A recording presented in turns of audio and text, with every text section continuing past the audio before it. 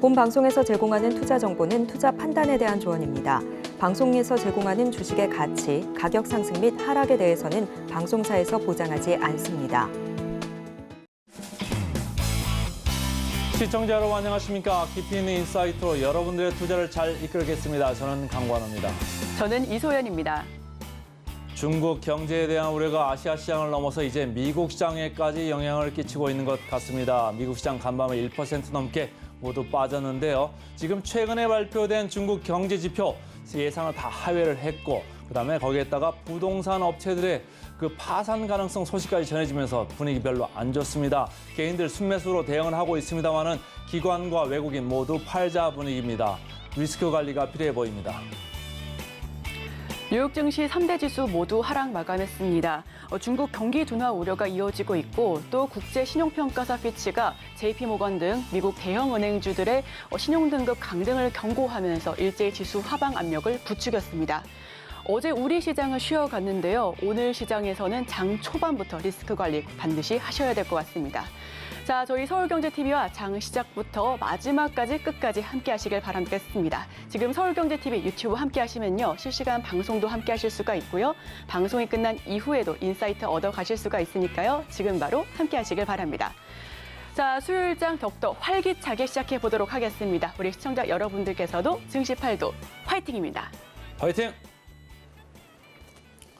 미국 시장 그리고 암호화폐 시장 함께 알아보는 순서죠. 오늘도 더드림 에센스의 이건희 대표와 함께 하겠습니다. 안녕하세요. 네, 안녕하세요. 미국 시장이 3대 지수 모두 1% 넘게 빠졌네요. 네, 그렇습니다. 지금 미국 시장이 하락을 하면서 마감을 했고요. 자, 오늘 같은 경우는 미국 시장뿐만 아니라 조금 전에 말씀 주셨던 것처럼 중국 시장까지도 한번 살펴보도록 하겠습니다. 자, 일단은 3대 지수 모두 하락을 했고 유가도 하락 마감을 했고 자, 그리고 필라델피아 반도체 지수는 큰 폭으로 하락을 하면서 마감을 했습니다. 일단은 미국 쪽으로 좀 넘어가서 말씀을 드릴게요. 미국 경제를 대표하는 그 뉴욕주의 체감 경기를 좀 반영하는 8월 이 엠파이어 스테이트 이 제조업 경기 지수가 지금 예상보다 좀 크게 안 좋게 나왔습니다. 지금 마이너스 19.0으로 지금 전월에 플러스 1.1 대비해서요. 크게 지금 저하하면서 이렇게 좀 결과치가 발표되었다 이렇게 좀 이야기가 나왔고요.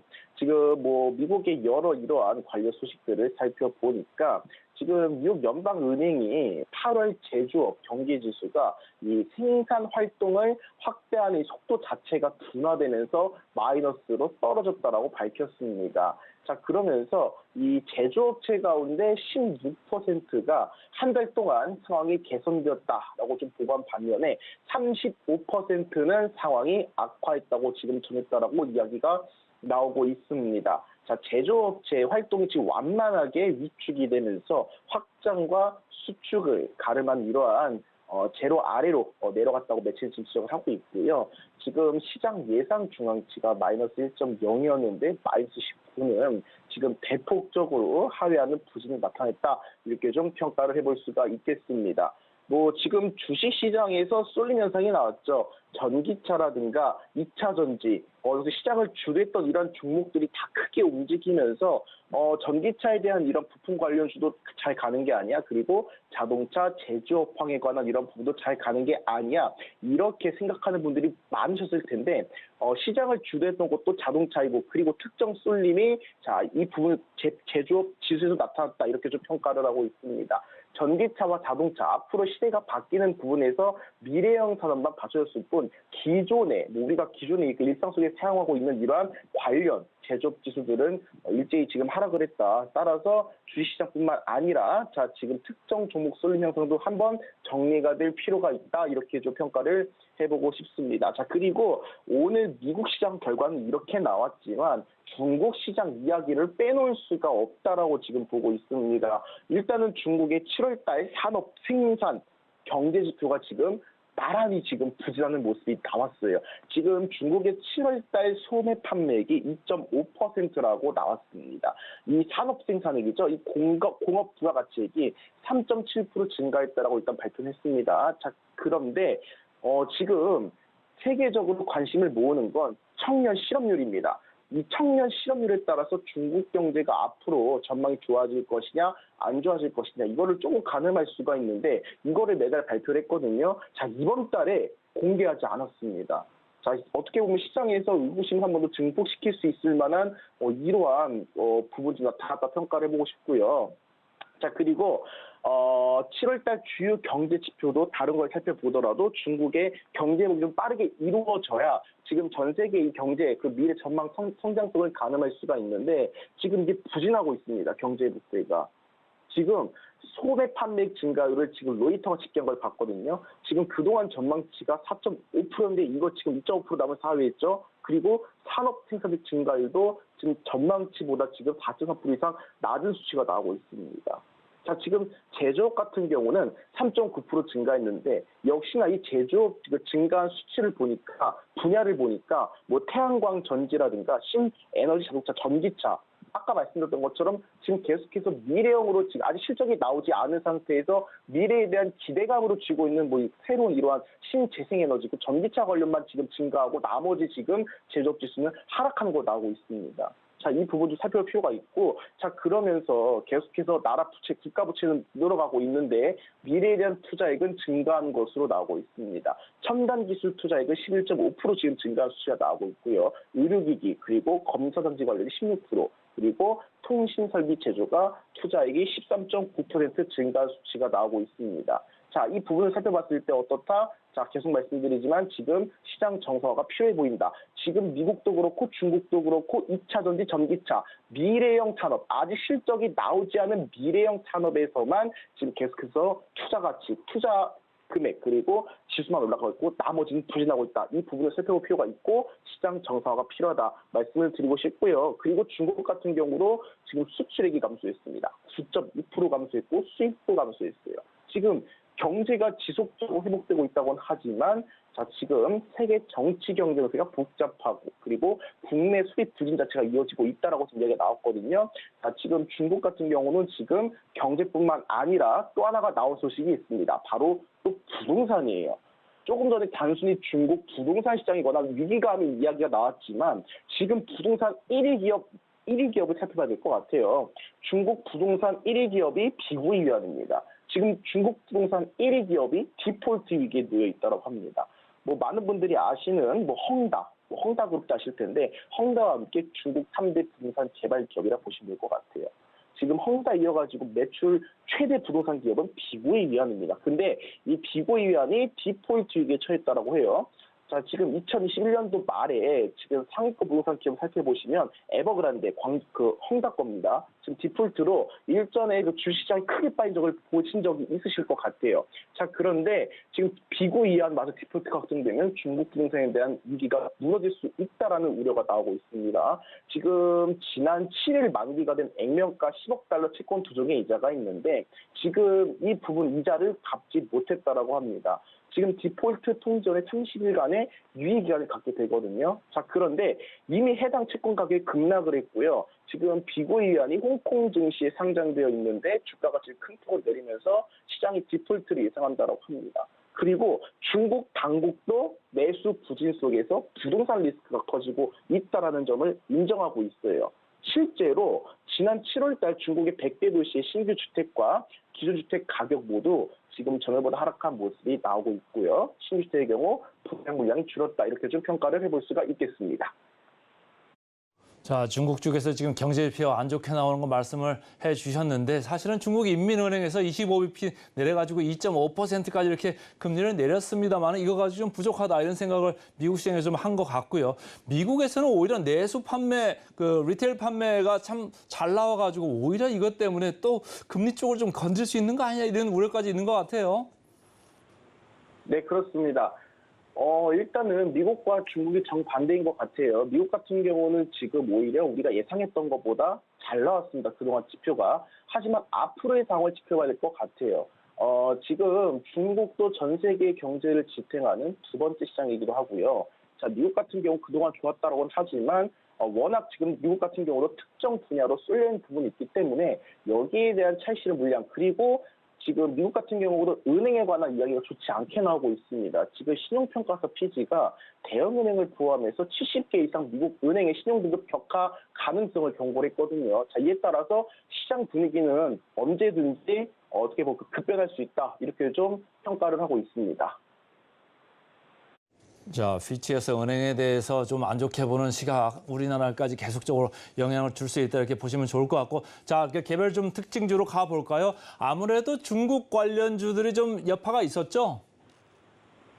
네, 그렇습니다. 무엇보다도 미국 주식 중에서도, 일단 미국 기업 중에서도요, 중국에 대한 수출 비중이 큰 기업들이 많이 있지 않겠습니까? 대표적으로 사무용품을 꼽을 수가 있겠습니다. 사무용품 같은 경우는 역시나 중국이 전 세계에서 인구 탑2를 자랑하는 국가이기 때문에 그 수출 비중이 높을 수밖에 없는데, 자, 중국 관련 소식이 나오면서 대표적인 종목인 3M이 지금 중국 관련 소식에 하락을 했고요. 자, 보잉 같은 경우도 사실은 얼마 전까지만 하더라도 중국에 대한 경기 부양책이 나올 것이라는 기대감 때문에 항공주도 마찬가지고 여행자 수요가 몰릴 것이다 했는데 그 오늘 하루 이슈가 나오면서 찬물을 끼얹었습니다. 보잉 같은 경우도 하락을 했고 건설기계, 중국 같은 경우도 대표적으로 부동산 기업이 좀 어떻게 보면 위기가 있다 보니까 이 건설기계 업종인 캐터필러, 그동안 분위기 좋았었죠. 캐터필러도 하락을 했다 이렇게 좀 보고 있습니다. 그리고 역시나 그동안 시장을 주도했던 테슬라, 아마존 같은 경우는 좀 크게 나오는 모습이 나왔죠. 테슬라는 마이너스 3.4% 가까이 지금 빠졌고요. 아마존 같은 경우도 어떻습니까? 고점에서 지금 어떻게 보면 찍고 하향 추세에 있었는데 오늘 3%가량 큰 하락이 나왔다 이렇게 좀 나오고 있습니다. 자, 그런데 말이죠. 지금 시장 분위기가 언제든지 급변할 수 있기 때문에 자, 첫 번째로 어떻게 하셔라? 리스크 관리는 충분한 준비가 필요할 것이다. 이 정도로만 지금 정리를 해보도록 하겠습니다. 간밤에 미국 시장 분위기 안 좋은 거 이제 잘 들어봤고요. 자, 비트코인 코인 시장으로 좀 넘어가 볼까요? 업데이트 뭐가 있을까요? 일단은 코인 시장 같은 경우는 지금 3천만 원 초입 구간에서 물량을 크게 올린 다음에 지금 계속해서 횡보하는 모습이 나오고 있습니다. 뭐 1파동이 크게 나왔지만 지금 언제든지 긍정적인 소식이 나온다면 지금 2차 파동이 나올 가능성에 대한 이러한 의미를 좀 부여를 하고 있는 것 같아요. 일단 소식은 나왔습니다. 암호화폐 투자 상품에 2,900만 달러가 지금 수입이 되었다라고 합니다. 그러면서 지금이 코인 매집이 적기라는 이러한 긍정적인 좀 소식이 나왔습니다. 자, 비트코인은 2,700만 달러, 지금 이더리움 같은 경우는 250만 달러가 지금 수익됐다라고 하거든요. 자, 그러면서 지금 비트코인 하락에 베팅하는 숏 포지션에서는 오히려 힘 유출되었다라고 합니다. 지금 암호화폐 시장 자금률이 정체되면서 가격 움직임이 둔화되고 있다라고 지금 나오고 있어요. 지금 만약에 물량을 들어 올려버린 다음에 큰 폭의 하락이 나왔다 한다면 이거는 차익 실력이 나왔을 것이다. 라고 지금 평가를 해볼 수가 있겠는데 지금 물량이 한번 조정이 나오고 오히려 상승 전환을 하면서 횡보를 하고 있습니다. 이 부분 같은 경우는 언제든지 좋은 소식이 나오면 2차 파동이 나올 가능성이 있다. 이러한 신호를 시장에서 주고 있는 것 같고요. 자, 거기에 대한 부분으로는 계속해서 나오고 있는 소식이 비트코인 현물 ETF 이야기가 계속해서 나오고 있습니다. 지금 미국 투자은행 번스타인이 지금 보고서를 냈어요. 비트코인 현물 상장 지수 펀드 ETF가 승인될 경우 이 새로운 자본이 암호화폐 시장에 유입될 것이라고 이렇게 이야기를 했습니다. 지금 미국 증권거래위원회 SEC가 일부 현물 ETF 심사 기간을 연장을 했습니다. 자, 이 부분 같은 경우는 지금 기존에 계속해서 안 된다 이러한 의견에서 심사 기간 연장했다라는 것은 승인 가능성이 어느 정도 높아지고 있다라고 지금 신호가 나오고 있고요. 자, 만약에 지금 승인이 된다면 현물 ETF가 2, 3년 내에 시가총액이 비트코인 현물 시총의 10%에 달하는 상당한 규모가 될 것으로 판단이 된다라고 합니다. 자, 그러면서 만약에 비트코인 ETF에 관한 긍정적 신호가 나온다 한다면 뭐 글로벌 자산 운용사들도 마찬가지고 이런 마케팅적인 측면을 굉장히 강력하게 좀 펼치지 않을까 이렇게 좀 판단을 하고 있고요. 자, 지금 새로운 암호화폐 사이클에 힘을 실어줄 자본은 자, 스테이블 코인과 실물자산 토큰화라고 합니다. 자, 하지만 스테이블 코인 같은 경우는 이미 전 세계의 투자 심리 자체가 바닥인 상황에서 오히려 우리가 볼 수 있는 이러한 코인들이 신뢰적인 측면이라든가 이러한 백서 그리고 사업 진행 연계 가능성 이것을 볼 수 있는 시야가 한 단계 높아졌기 때문에 여기에 대한 신뢰적인 측면을 좀 눈여겨보신다고 한다면 오히려 좋은 기회가 되지 않을까 이렇게 좀 말씀을 드리도록 하겠습니다. 자, 오늘 이건희 대표와 함께한 시간 여기서 마무리하겠습니다. 고맙습니다. 네, 감사합니다.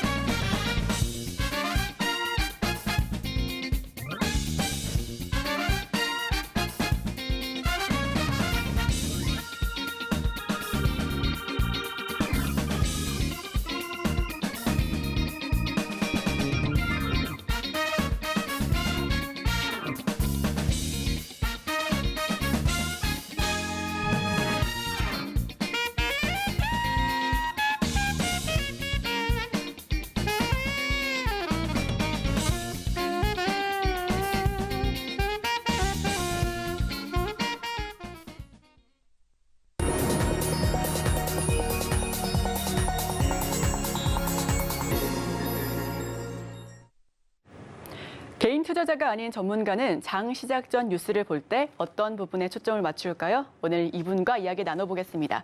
지니 인베스트먼트 정선호 대표님 모십니다. 어서 오세요. 네, 반갑습니다. 네, 정선호 대표와 함께하는 오늘의 일면 화면을 통해서 만나보시죠.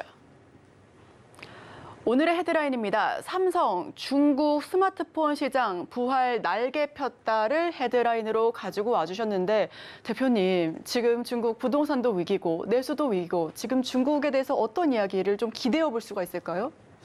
일단은 뭐 전체적으로 중국 시장이 위기인 건 맞지만 그럼에도 이제 중국 스마트폰 시장에서 삼성전자가 여기서 이제 점유율을 올리고 있다는 거는 굉장히 의미 있는 소식입니다.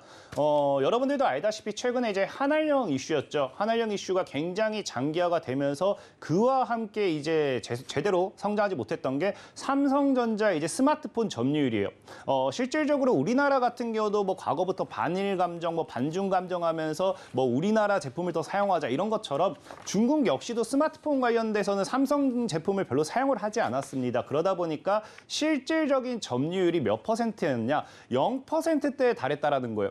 그런 과정에서 지금 이제 점유율이 지속적으로 올라온다라는 거는 사실상 이 폴더블 폰 출시와 함께 이제 점유율이 점차 증가하는 그런 모습을 보여주고 있는데 이게 몇 %가 되느냐? 기존 6% 폴더블 폰만 봤을 때 6%에서 26% 정도까지 점유율이 올라왔다라고 이야기를 하고 있어요.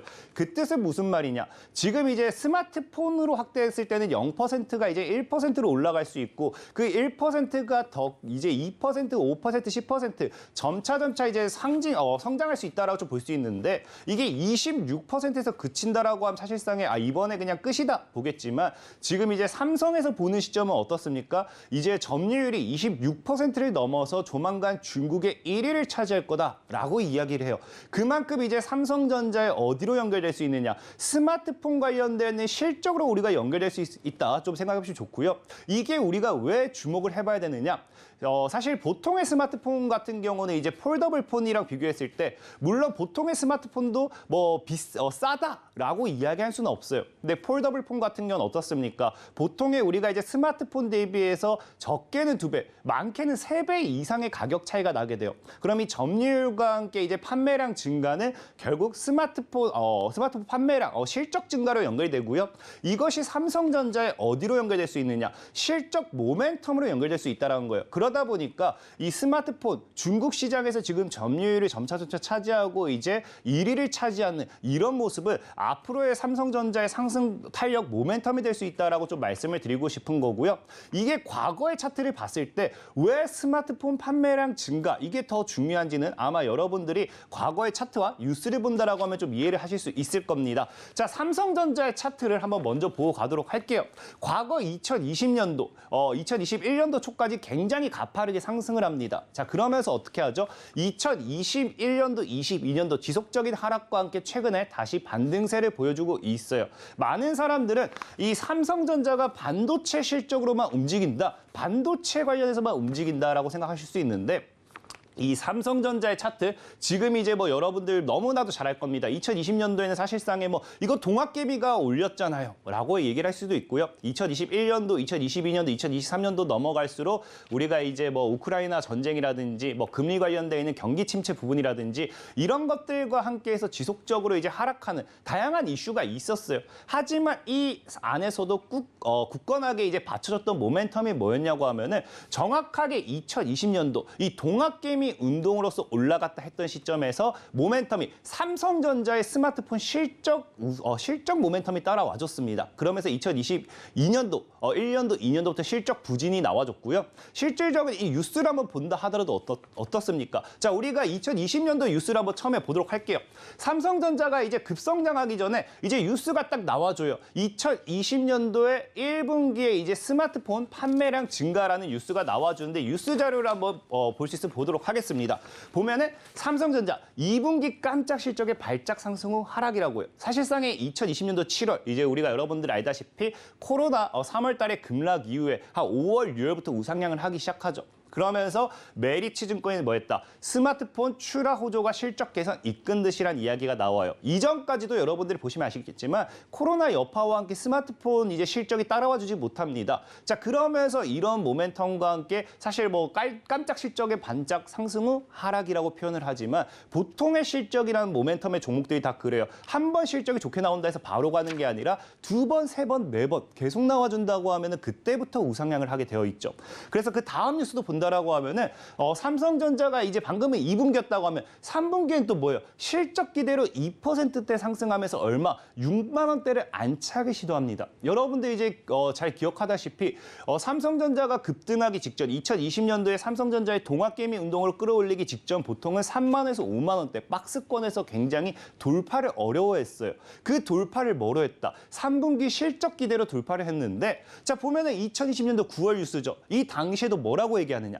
삼성전자가 스마트폰의 실적 호조로 3분기의 영업이익이 너무나도 급증했다라고 하면서 이제 전망이다. 라는 내용과 함께 삼성전자의 강한 상승세가 나와줬습니다. 자, 그리고 이제 마지막으로 삼성전자가 급등했을 때 뉴스도 한번 볼게요. 자, 이제 보면은 이게 12월 달 뉴스입니다. 8만 원 최고가 돌파했다는 뉴스를 보시면 아시겠지만 12월 달 이 당시에도 이제 동학개미 운동과 함께 삼성전자가 가파르게 상승할 수 있었던 모멘텀이 무엇이냐? 내년 1월 삼성전자의 플래그십 이제 갤럭시 S21이 뭐한다? 새로 출시하게 되면서 스마트폰 시장에 대한 이런 이 또 실적 모멘텀이 따라올 것이다. 그러니까 지금 2020년도에 말했던 뭡니까? 동학개미 운동과 함께 2021년도까지 꾸준하게 상승했던 삼성전자의 모멘텀은 동학개미가 승리했다라고 표현을 하기도 하지만 거기에 받쳐졌던 모멘텀은 굳건하게 지켜졌던 모멘텀은 스마트폰의 실적 호조였다는 거예요. 실질적으로 봤을 때 정말로 그 다음 뉴스 보면 바로 어떻게 되느냐. 2021년도 이제 3월 달에 뉴스를 한번 보도록 할게요. 자, 보면은 삼성전자가 7거래 일정이 악세래요. 2021년도 3월 달 뉴스죠. 그 이유가 뭔지 봤더니 올해 2분기부터 스마트폰 수요 부진이 반영될 수 있다고 합니다. 그러니까 스마트폰 부진이 반영되는 이 시점 여러분들 딱 1월 달 삼성전자의 최고점은 2020년도 1월 달이었죠. 1월부터 하락을 했는데 그때 뭐였다? 외국인은 계속해서 매도를 하고 있고 이제 스마트폰의 실적 판매가 부진이 예상된다는 거예요. 그래서 그 다음 뉴스를 봤더니 또 어떤 식으로 이어지느냐? 자, 삼성전자가 2분기에 깜짝 실적 발표했어요. 아까 분명히 2020년도 뭐 했습니까? 깜짝 실적 발표와 함께 주가의 강한 상승이 나타났거든요. 근데 이번에는 하락을 했대요. 그 이유가 보니까 2021년도 7월 달 뉴스거든요. 그 이유가 뭐예요? 스마트폰 판매는 부진했지만 메모리 뭐예요? 메모리 반도체 가격 상승이 실적을 이끌었대요. 그러니까 분명히 반도체 관련되어 있는 모멘텀으로서 메모리가 반도체가 탄탄하게 받쳐주면서 실적이 정말 좋게 나왔어요. 근데 주가는 하락을 해요. 그 이유가 뭐 때문이었다? 스마트폰은 받쳐주지 못했기 때문이었다는 거거든요. 그러면서 이제 여러분들 알다시피 그 다음 보면은 이제 뉴스가 또 어떻게 돼요? 그 다음 뉴스도 보면은 이건 좀 나중에 보여드릴게요. 그러면서 이제 지속적인 실적 발표와 함께 주가 하락이 나와줬기 때문에 우리는 뭘 해야 된다? 지금 이제 2022년도, 2023년도 넘어오면서 다 알잖아요. 실적 모멘텀, 반도체 모멘텀, 다양한 악재들이 나와주면서 삼성전자가 무너졌습니다. 근데 이제 아까 말했다시피 삼성전자가 실질적으로 올라갔을 당시의 모멘텀은 뭐였다? 스마트폰 관련되어 있는 수출 모멘텀이었다라는 거, 수출 모멘텀. 그렇다라는 거는 우리가 지금 이제 기대해 볼 수 있는 거는 삼성전자가 점유율 1위를 차지했다. 지금 이제 이게 삼성전자가 점유율 차지했다는 게 중국에서만 차지하는 게 아니에요. 방금 이제 뉴스 자료 잠시 다시 본다고 하면은 어떤 뉴스가 나와주느냐? 삼성전자가 2분기 연속 글로벌 스마트 시장 점유율 1위를 차지한다라고 이제 이야기를 하고 있습니다. 그럼 이것이 사실상에 여러분들 알다시피 우리 인구가 지금 이제 중국이 원래는 세계 최초 1위였죠. 중국이 이제 인구수 1위였는데 최근에는 이제 중국에서 이제 1위를 이제 차지할 수 있다라는 발표가 나와주고 있고요. 그다음에 또 다른 뉴스를 이제 여러분들이 보신 분들은 아시겠지만 인구가 어떻게 됐습니까? 최근에는 1위가 인도로 넘어갔다고요. 근데 그 인도에서도 지금 점유율 1위를 하고 있다라는 뉴스들이 나오기 시작해요. 그러니까 지금 이제 스마트폰에 대한 모든 모멘텀이 뭐다? 삼성전자가 앞으로 실적을 이제 좋게 만들어낼 수 있는 그런 모멘텀이 지속적으로 나오고 있습니다. 그러다 보니까 제가 보는 관점에서는 지금 뭐 우리가 AI 인공지능 시대, 챗 GPT 이후에 자꾸 삼성전자 반도체 관련돼 있는 모멘텀, 이 바닥을 다졌다라고 이야기를 하잖아요.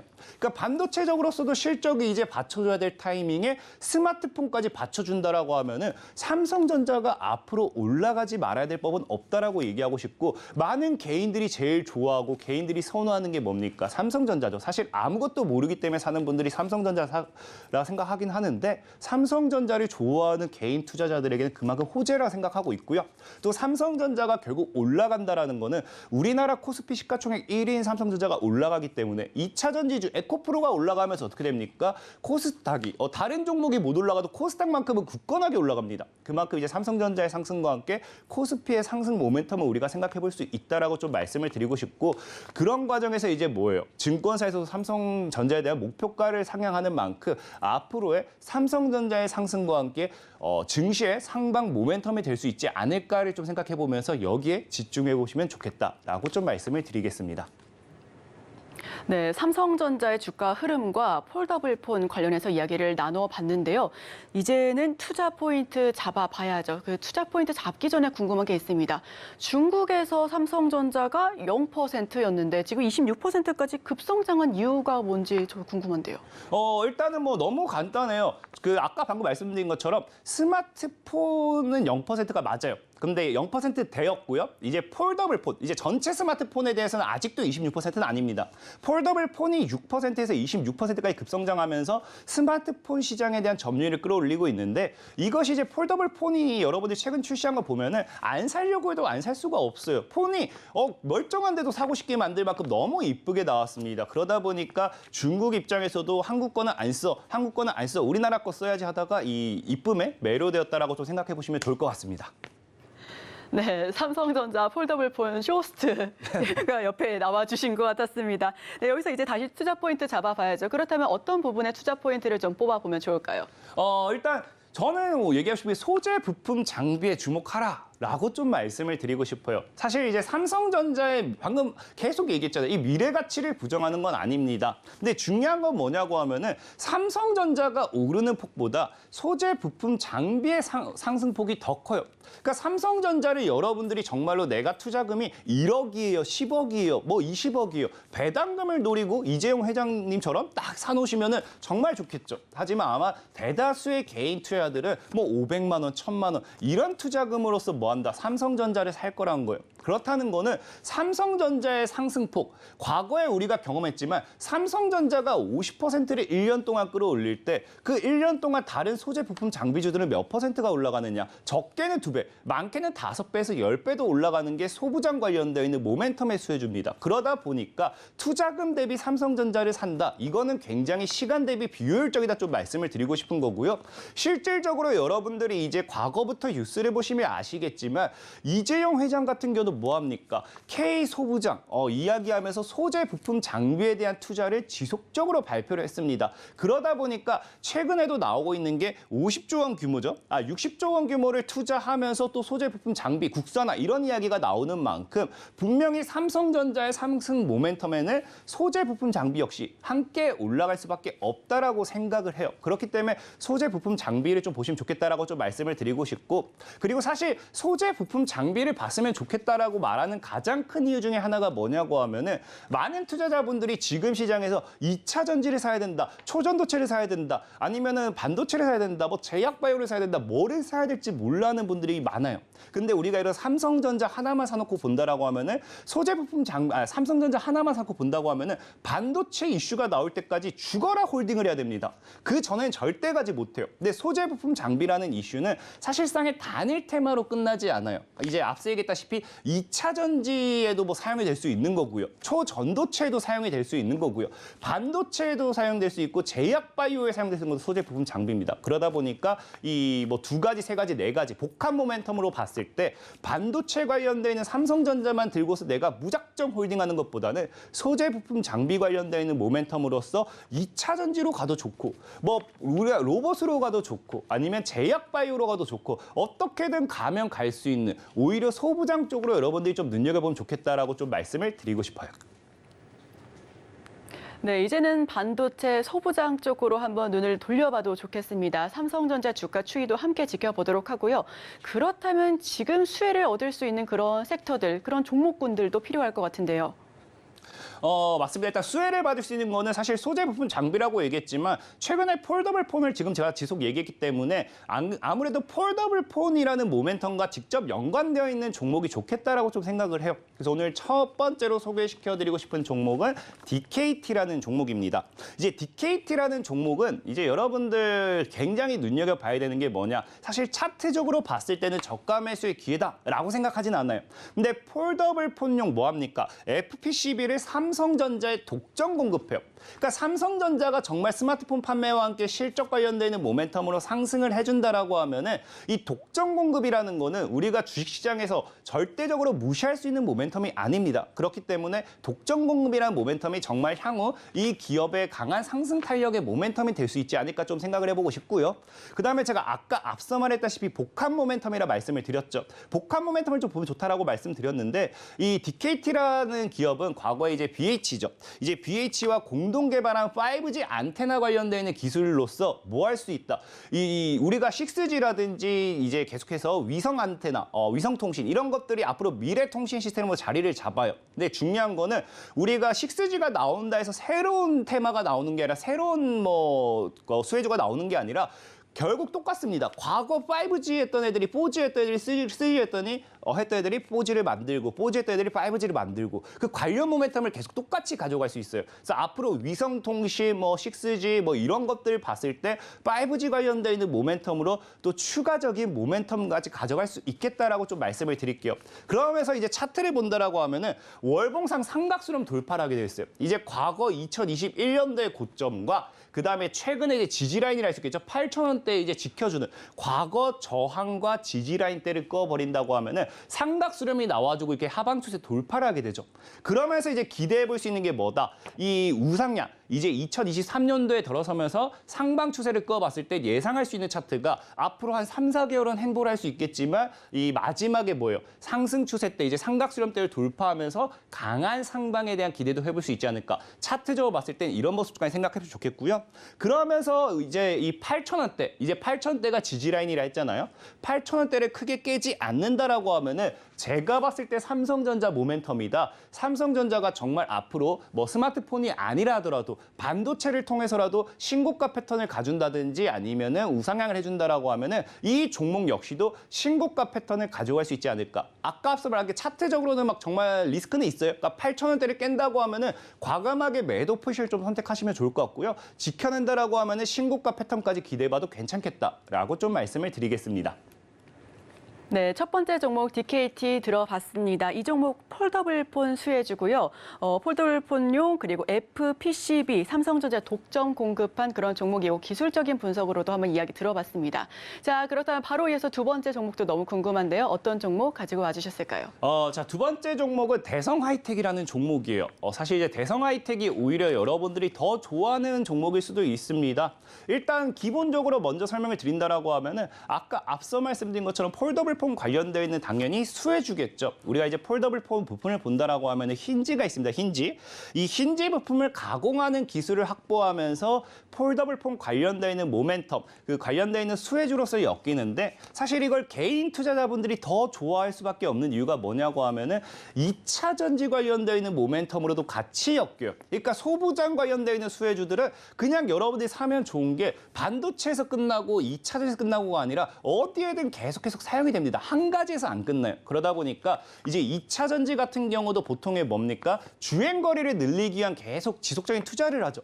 그런데 이 대성 하이텍 같은 경우는 이 전기차 주행거리를 늘리는 이 부품을 개발함으로써 2차 전지 관련되어 있는 모멘텀으로서도 부각 이슈를 받는 종목이에요. 그러다 보니까 아무래도 앞으로 향후 전기차 시장 성장과 함께 소재 부품 장비로 본다라고 하면은 이 종목 역시도 뭐합니다. 수혜를 받을 수밖에 없겠다라고 좀 말씀을 드리고 싶고 제일 중요한 게 이제 차트적으로 봤을 때 이제 기술적 반등 구간에서 하방수 돌파예요. 너무 이런 자리 너무 좋죠.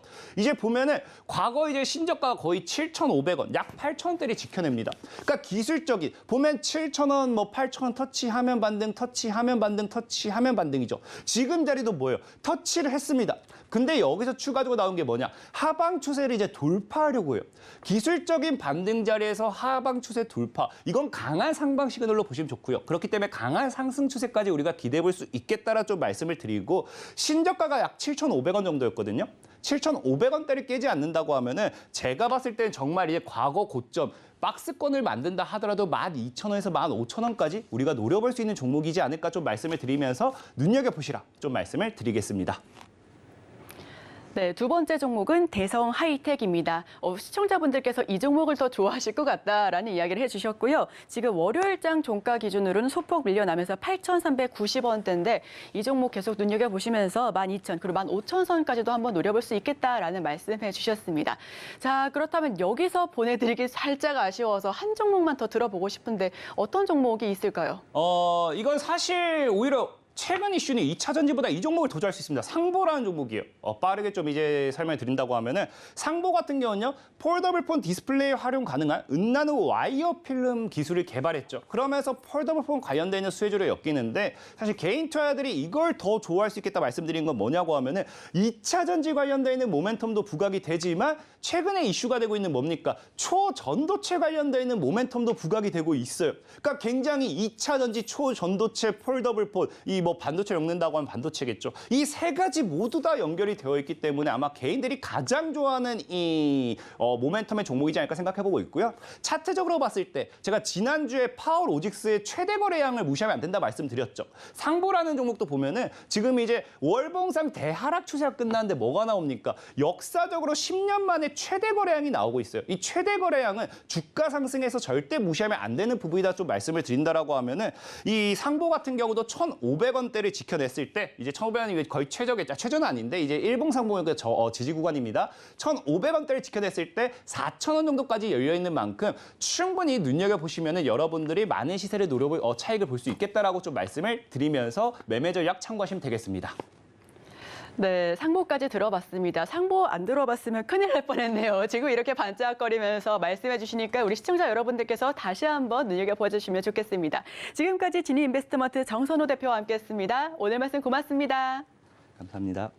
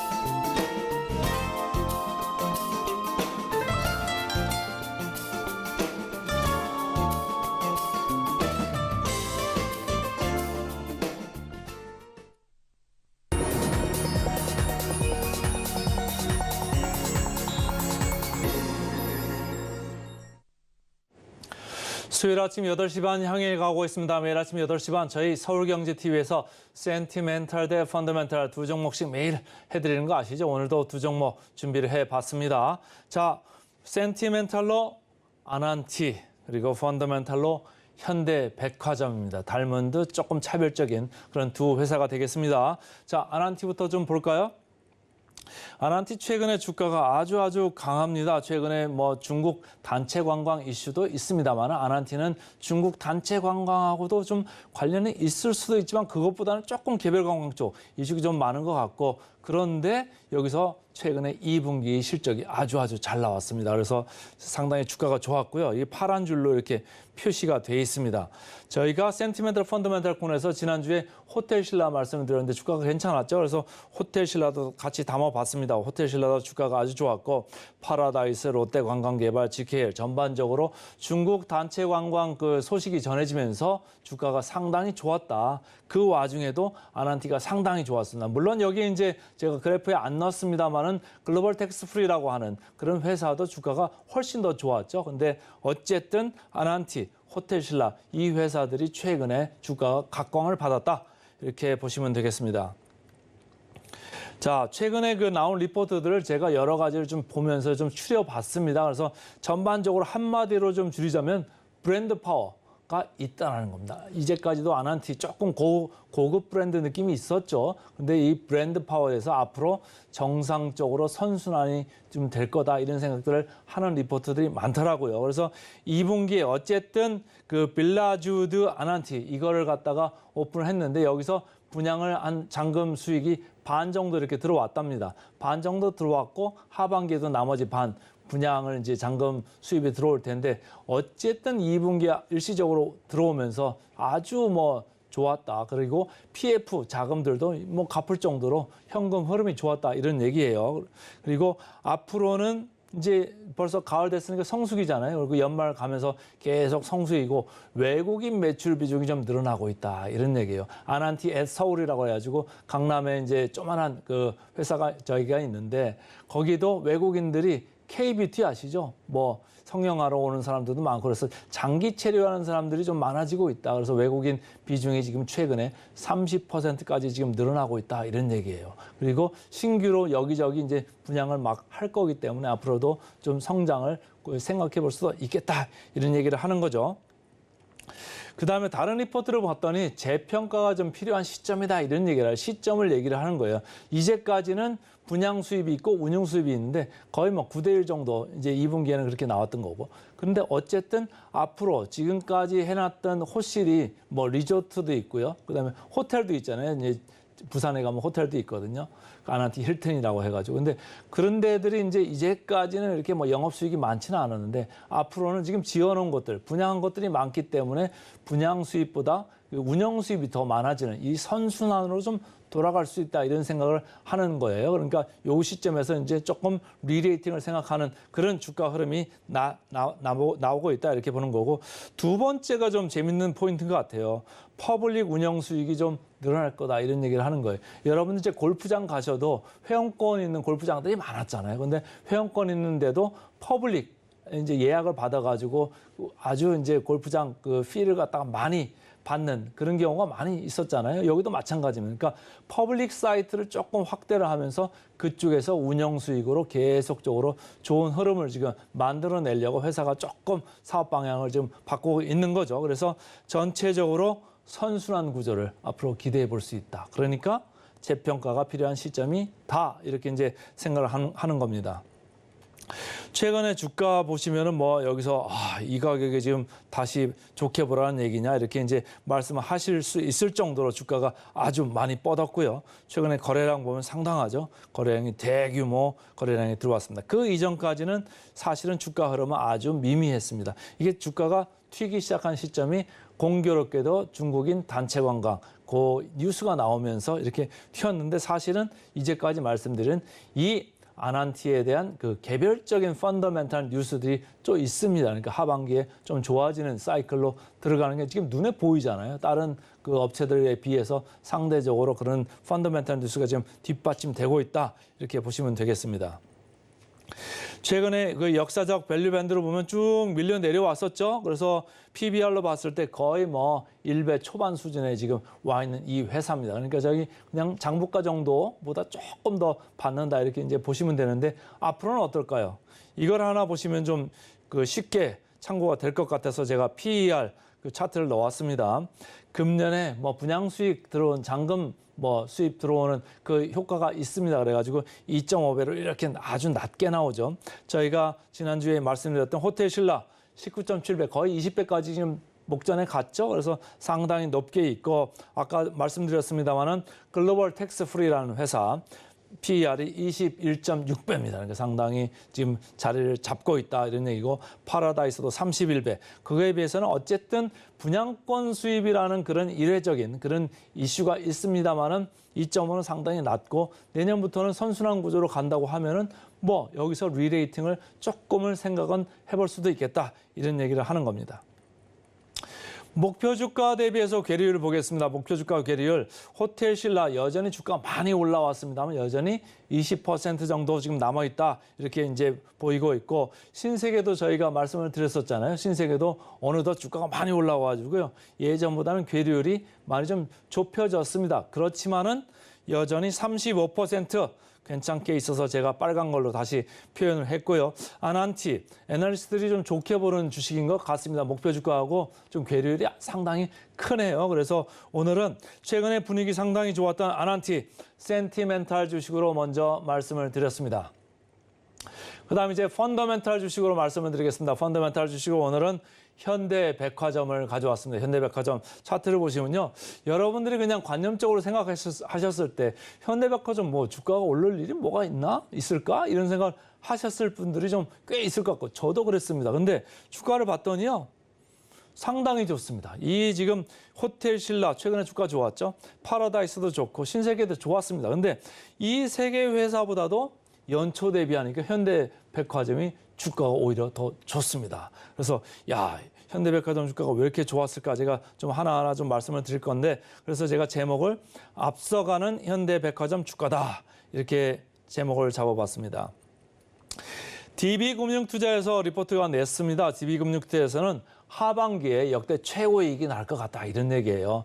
그 1년 전에 대전에서 불 난 거 아시죠? 백화점에 불이 났었습니다. 그래가지고 계속적으로 이제 보수를 해가지고 다시 이제 오픈을 했는데 오픈은 최근에 했죠. 근데 2분기에는 하여튼간 대전점이 미오픈됐기 때문에 여기서 실적이 좀 빠졌습니다. 그래가지고 전체적으로 시장의 예상을 매출도 그렇고 영업이익도 그렇고 한 20% 내외 이렇게 하회를 했습니다. 그런데 이게 이제 대전점이 이제 열었거든요. 그러니까 그 효과가 하반기, 특히 3분기부터 들어오기 시작할 거다. 이런 얘기를 하는 거고요. 면세점도 2분기 소폭 적자가 났습니다. 적자가 좀 줄었습니다. 근데 이제 터미널 2, 인천공에서 터미널 2 쪽에서 이제 부분 오픈을 했습니다. 그래가지고 이쪽에서 최근에 분위기가 좋고 영업 실적들이 괜찮게 오르고 있어서 하반기 정도 되면은 면세점 쪽에서 이렇게 플러스가 날 거다 이런 얘기를 하는 거예요. 왜 그러냐면요. 그 터미널 2, 이 공항에 있는 거기는 여기가 임대료가 좀 쌉니다. 그래서 일부 공항보다 조금 싸가지고 이익에 좀 플러스가 될 거다. 이렇게 보시면 좋을 것 같습니다. SK증권에서 리포트가 나왔습니다. SK증권에서는 과거는 있고 전진 앞으로 이런 얘기해요. 그러니까 2분기 안 좋았던 거 이제는 있자. 왜? 대전점 이제 열었으니까 백화점 쪽 반등 추세로 갈 거다 이런 얘기고 면세점 이익률도 앞으로 개선 속도가 많이 좋아질 거다 이런 얘기를 하고 있는 거죠. 그래서 목표 주가를 71,000원 정도로 이렇게 상향을 했습니다. 그래서 상당히 모멘텀이 조금 들어오고 있는데 누가 이렇게 먼저 사고 있을까요? 주가는 벌써요. 6월 말부터 시작해가지고 이렇게 올랐습니다. 특히 최근 며칠 동안 이렇게 두드러지게 올라가고 있습니다. 2분기 실적이 안 좋은 것 치고는 주가가 많이 올랐잖아요. 누가 많이 샀을까요? 외국인 기관이 계속적으로 쌍끌이 매수를 하고 있습니다. 이걸 왜 살까요, 그러면? 뭐 2분기 나빴고 3분기 좋아지는 거 알고는 있다. 하지만은 왜 이렇게 강력하게 사고 있을까요? 일단 최근에 지수들이 많이 올랐잖아요. 그러니까 비싼 게 너무 많고 싼 게 좀 없다. 그런 차원에서 제가 지난번에도 신세계를 말씀을 드렸는데 마침 그 중국인 단체 관광 뉴스가 나오면서 신세계도 면세점 이익이 많잖아요. 그래서 거기서 모멘텀이 있었던 거고 현대백화점도 마찬가지입니다. 그런 빈틈을 타가지고 지금 외국인 기관이 쌍끌이 매수를 하고 있고 밸류에이션도 역사적으로 싸죠. 특히 그 23년 PER로 보면 신세계 현대백화점 6배, 8배 쌉니다. 그렇기 때문에 최근에 들어오고 있다. 그래서 목표 주가 대비해서 괴리율 11%입니다. 그래서 오늘은 센티멘털로 아난티, 펀더멘털로 현대백화점 두 종목 말씀드렸습니다. 오늘의 핵심 요약 세 줄입니다. 뉴욕 증시 중국 경기 둔화 우려에 1%대 낙폭 보였습니다. 3대 지수 모두 밀려났네요. 오늘의 일면 삼성전자 중국 스마트폰 시장 부활 날개 폈다. 폴더블폰 수혜주 DKT, 대성 하이텍 상보 꼽아봤습니다. 마지막으로 센티멘탈 대 펀더멘탈. 센티멘탈은 실적으로 증명한 브랜드 파워 아난티 그리고 현대백화점 이렇게 두 가지 종목 공략해봤습니다. 저희는 바로 이어서 증시 구로 돌아오겠습니다. 개장 방송도 서울경제TV와 함께하시죠.